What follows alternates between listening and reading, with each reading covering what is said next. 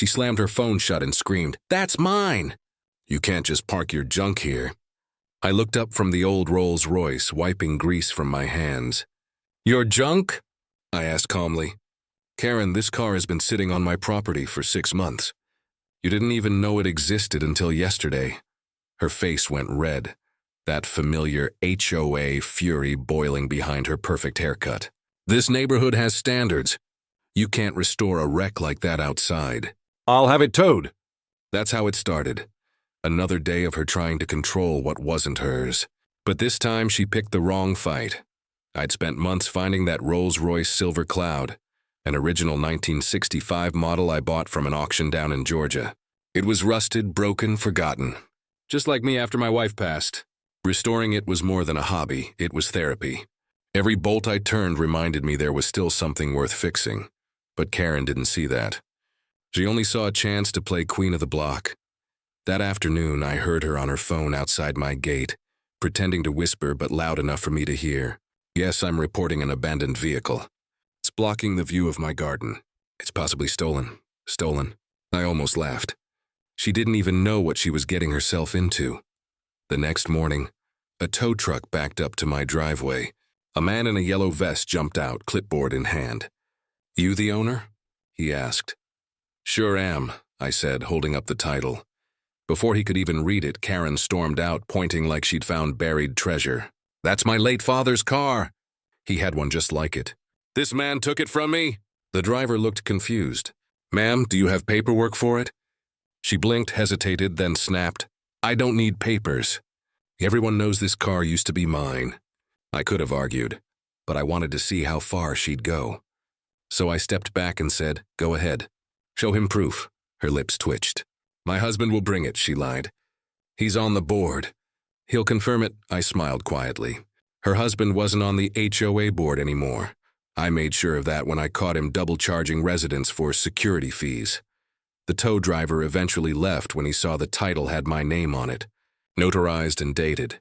Karen just stood there, trembling with fake anger. "You'll regret this," she hissed. I shrugged.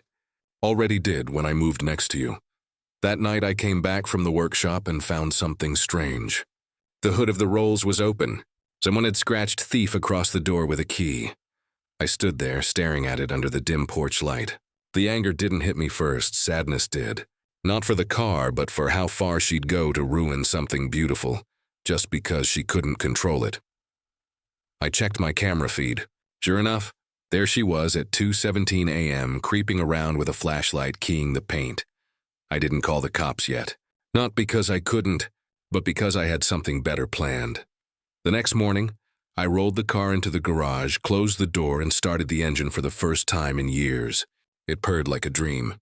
The same sound my wife once said, felt like history coming alive. When Karen saw me driving it down the street later that week, she froze. The Silver Cloud gleamed in the sun, fully restored, flawless. And that's when she made her biggest mistake yet. She told everyone at the next HOA meeting that I stole her inheritance. I smiled quietly in the back row, watching her lie through her teeth in front of 10 witnesses. Because she had no idea what I had in my pocket, a piece of paper that would end her little game once and for all. But that comes later. Tell me something. If your neighbor tried to claim something you restored with your own hands, what would you do? Would you fight quietly or expose them publicly? Karen's voice echoed through the HOA hall like a siren. "He stole that Rolls Royce from my late father's estate." "I have witnesses." The room went silent. People shifted in their seats, unsure what to believe. I leaned back, hands folded, letting her dig her own hole. One of the board members, Mrs. Doyle, cleared her throat. "Karen, you said last month your father drove a 1980s Buick." Karen froze. "Yes, well, he had multiple cars," she snapped. "You wouldn't understand, some families have heritage." I could see her husband in the corner, rubbing his temple like he'd seen this storm before. He avoided my eyes completely. When she realized no one was fully buying her story, she went on the attack. "You all let him bring that junk into our neighborhood. You don't care about property value. He's turning this place into a scrapyard." I stood up slowly. "Karen, I restored that car on my land. It's registered in my name, and unlike you, I have proof." Gasps filled the room as I placed a small folder on the table. Photographs, the auction receipt, and the notarized title transfer. I didn't say another word. Karen's hands trembled as she grabbed the papers, flipping through them like she could find some hidden lie. These could be fake, she shouted, but then Mrs. Doyle spoke again, voice firm now. Karen, we can call the DMV and confirm right now. Karen's face went pale. You can't do that without my consent. Your consent? Doyle frowned. It's not your car, everyone started whispering. Some of them even chuckled quietly. Her authority was crumbling, finally. But she didn't back down. Fine, she hissed. You think you're so clever? Wait till the city hears you're running a mechanic shop out of your garage. That's illegal. That's when I smiled. You might want to check your own paperwork first. I reached into my pocket and dropped a flash drive on the table. This has every video clip from the past 2 months, including your little midnight visit. Her jaw dropped. What are you talking about? I hit play on my phone screen. The video showed her sneaking up my driveway, flashlight in hand, scratching my car door and whispering, "Let's see you fix this, loser." The room gasped. A few people actually clapped. Her husband stood up embarrassed. Karen, we talked about this. You can't keep doing this. She glared at him. You're supposed to be on my side. He sighed. I was. Until I saw you cross the line. She stormed out of the hall, slamming the door so hard the sound echoed. Everyone looked at me like I'd just won a quiet war. But I didn't feel victory yet, because I knew Karen wasn't done. 2 nights later, I heard engines outside again. This time not a tow truck. 3 black SUVs parked across the street. A man in uniform knocked on my door, flashing a badge. Sir, we have a warrant to inspect a reported stolen vehicle on your property, he said. Karen's voice came from behind him, dripping with fake sweetness. See, told you. He's hiding something. I crossed my arms. Sure, come right in. But before you do, maybe you should check who issued that warrant. The officer looked confused and called it in on his radio. 30 seconds later, his face changed completely. He turned to Karen. Ma'am, this isn't an official document. Someone forged this. Karen froze. That's impossible.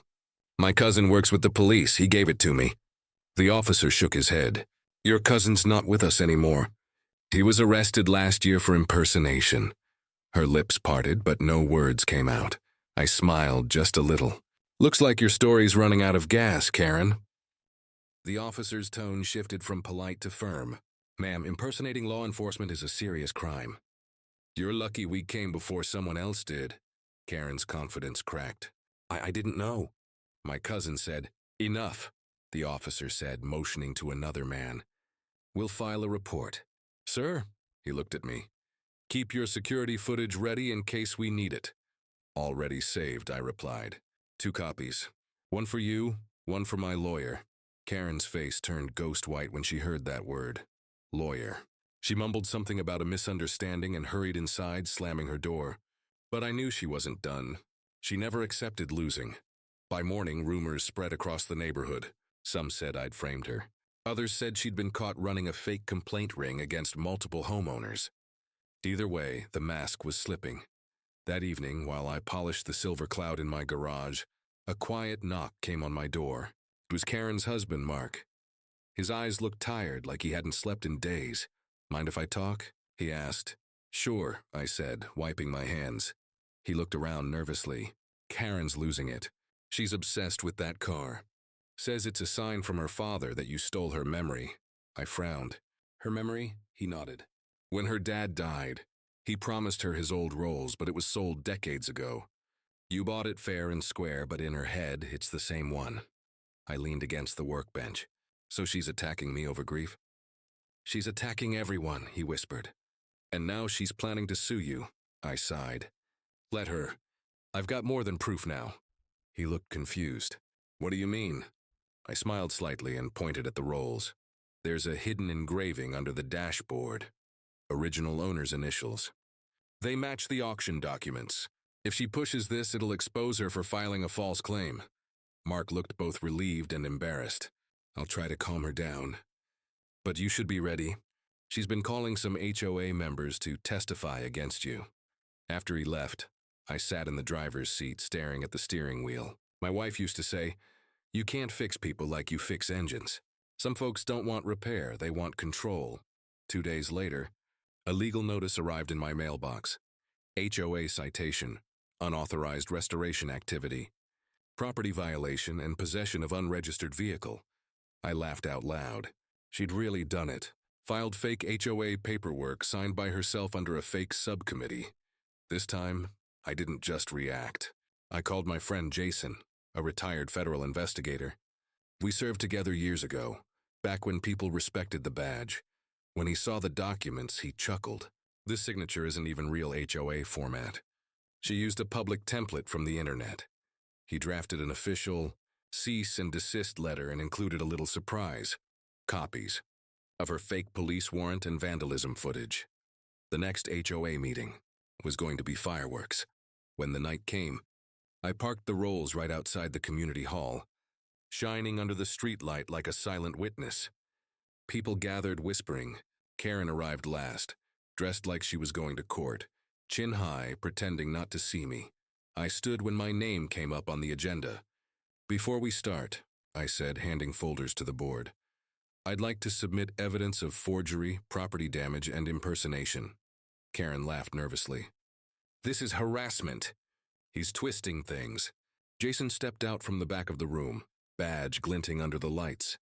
"Ma'am, you might want to sit down before you say another word." Her face went blank. The room fell silent. Karen froze mid-sentence. Her lips trembled when she recognized Jason's badge. You set me up," she stuttered. Jason stepped forward calmly. "No, ma'am. You set yourself up. Filing false documents, vandalism, impersonation, those are your choices." She looked around the room for support, but all the familiar faces that once nodded along to her rants now stared in silence. Even her husband, Mark, sat with his head low, not daring to defend her anymore. Jason handed a folder to the HOA president.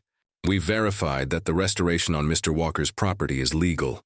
The vehicle is registered, and this community has no bylaw preventing hobby restorations. However, these fake citations," he tapped the papers Karen had filed, "were signed using a forged seal." Karen gasped. "That's not true. I was just trying to maintain the standards of our neighborhood." The HOA president sighed. "Karen, you used HOA letterhead without permission. You accused a neighbor of theft. You lied to city officials." Her voice cracked. "You don't understand. He stole my father's car." Jason opened his tablet and displayed a close-up photo of the engraving beneath the Rolls dashboard. CHW, the initials of Charles Henry Walker. "Your father's name," Jason said, "was Robert Jenkins. This car never belonged to him." The color drained from her face. The room stayed painfully quiet. I took a slow breath. "Karen, I get it. Losing someone hurts, but you crossed a line. You tried to destroy what you couldn't own." Her eyes filled with tears. Not the angry kind this time, but the kind that come when someone finally realizes the war they started was never real. "I just wanted to feel like something of my dad's was still here," she whispered. For the first time, I didn't feel anger. I felt pity. "You could have just asked," I said softly. "I would have shown you the restoration photos, maybe even let you sit in it." The HOA board voted unanimously to remove her from all positions and file a formal report for forgery and harassment. She didn't say another word as Jason escorted her out. The door closed quietly, and for the first time in months, the hall felt peaceful. A few neighbors came over to shake my hand. "About time someone stood up to her," one said. Another smiled. "You just made every homeowner here sleep better tonight." Later that night, I parked the Rolls Royce at the end of my driveway. The moonlight reflected off its polished hood like a silver mirror. I sat in it for a long while, the engine humming softly like it was alive again, free, just like me. Mark walked over quietly, holding a small envelope. "She's moving out," he said. "Wanted me to give you this." Inside was a photo. Karen as a little girl standing beside an old car, smiling with her father. On the back, written in shaky handwriting, "I'm sorry. I placed the photo in the glove compartment. Not to forget her, but to remember that some people break because they don't know how to heal. When I drove the Silver Cloud down the empty road that night, I didn't feel like I'd won. I felt like I'd restored something more important than a car. My peace. The old engine purred as the wind carried away the last bit of noise from this long war, and I couldn't help but wonder. Have you ever had someone try to claim your hard work like it was theirs? Would you forgive them, or make sure they never forget what they did?